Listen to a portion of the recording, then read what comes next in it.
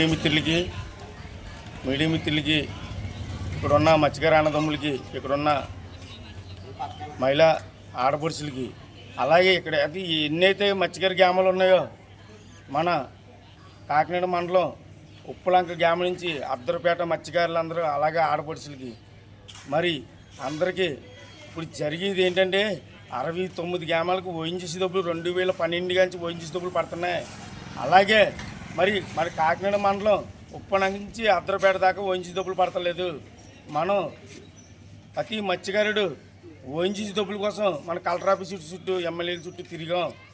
Election దగ్గరికి వచ్చిన తర్వాత జనసేన టీడీపీ ఓఎన్జీసీ డబ్బులు 69 గ్రామాల పాటు మనకి గట పవన్ కళ్యాణ్ గారు, చంద్రబాబు నాయుడు గారు, లోకేష్ గారు డిస్టిక్ కడ వెళ్ళింది. ఇది ఇక్కడున్న ఎంపీల దగ్గర కడ వెళ్ళింది. గెలిచిన తర్వాత వేస్తానని, అలాగని గెలిచిన తర్వాత దీన్ని ప్రస్తావన లేదు. అలాగే 69 గ్రామాలకి మొన్న 63,000 వేశారు. దానికోసం కష్టం నేను ప్రెస్ మీట్లు తీసి కలెక్టర్ ఆఫీస్కి ఉన్న మత్స్యకార అన్నదమ్ములు అందరూ వెళ్ళడం జరిగింది. మొన్న గట బోర్డులు పిసిని 2వ తారీఖుని మనం కలెక్టర్ ఆఫీస్ దగ్గరికి వెళ్ళి ధర్నా చేసి కలెక్టర్ గారి దగ్గరికి వెళ్తే మేము పవన్ కళ్యాణ్ దృష్టికి, చంద్రబాబు నాయుడు దృష్టికి, లోకేష్ దృష్టికి తీసుకెళ్తున్నాం. మీకు వీళ్ళంత వరకు 5 డిమాండ్ల మీద ఏదో జరుగుతుందని కలెక్టర్ గారు చెప్పారు. ఎట్టిన తర్వాత ఏం పరిష్కారం జరగలేదు. ఇప్పుడు గట్రా మాకేం తెలియలేదు. అలాగే నేను తర్వాత పిఠాపురం 21 రోజుకి మరి అలాగే పెద్దింటి వెంకటేశ్వర గారు, అలాగే పిహెచ్ రమణయ్య గారు దొడ్లగడ ఒక మత్స్యకార ఆడపడుచు, ఆమె గట మత్స్యకార సమస్య కోసం పోరాడుతుంది. ఆమె గటనే ప్రతి విషయంలోనే ఆమె గడ పెద్దోళ్ళు వచ్చి కలెక్టర్ ఆఫీస్ మన పిఠాపురం పవన్ కళ్యాణ్ పార్టీ ఆఫీస్కి 21 రోజుకి ముందు ప్రతి గ్రామం తిరిగి మరి పిఠాపురం వెళ్ళడం జరిగింది. అక్కడక్కడ పవన్ కళ్యాణ్ గారు మా బాగా చెప్పుకున్నాక అన్ని గ్రామాలు కూడా మత్స్యకారులు వెళ్ళు అక్కడికి మా బాగా చెప్పుకుని లెటర్ పెట్టాం. మేము పవన్ కళ్యాణ్ తుంచలేదు. మరి అక్కడ ఉప్పాడన రాజు ఏళ్ళకి 9 రోజులు అవుతుంది.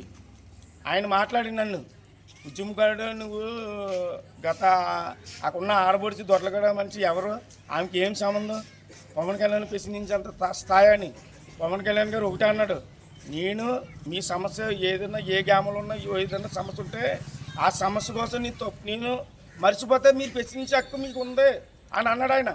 దానికోసం మేము అడుగుతున్నాం. మేము లెటర్ పెట్టి మేము మీడియా పెట్టి అడుగుతున్నాం. మీ దగ్గర రావాలంటే మేము కూలి లేని వాళ్ళు, మేము మీ దగ్గరికి వస్తే నీసుకొమ్మ కొట్టేస్తాం. మా మత్స్యకారులం కదా, మీ దగ్గరికి వస్తే నీసుకొమ్మ పవన్ కళ్యాణ్ గారు ఎలక్షన్ ముందు మా ఓట్లు కావాలి. ఇక్కడ మా ఆడపడుచులు, ఇక్కడ ఉన్న వాళ్ళకి మహిళా ఓట్లు, మత్స్యకారులకి కావాలి మీకు. సార్ మీరు ఒకటి చెప్తున్నాను సార్, 2012లో వచ్చి మాకు అన్యాయం జరుగుతుంది. మీరు వచ్చి ఏదో చేస్తారనుకున్నాం. చంద్రబాబు నాయుడు గారి గట 2012లో ఓఎన్జీసీ డబ్బులు ఆయనే రప్పించారని చెప్పారు ఇక్కడ ఉన్న నాయకులు గట్టని.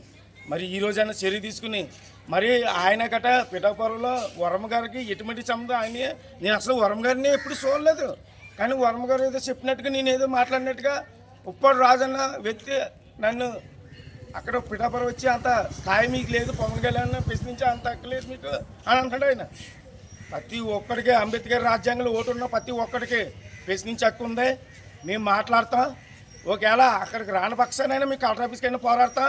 రేపొద్దున మా ఏడీ ఆఫీస్కి మా ఉప్పాడవాళ్ళు చాలామంది మా మత్స్యకారులు మన అందరూ అక్కడికి వస్తారు. మేము ఇక్కడికి వచ్చి మీరు ఎందుకు వచ్చారు, మీకు ఏం అర్హత ఉందని మేము అడగలం.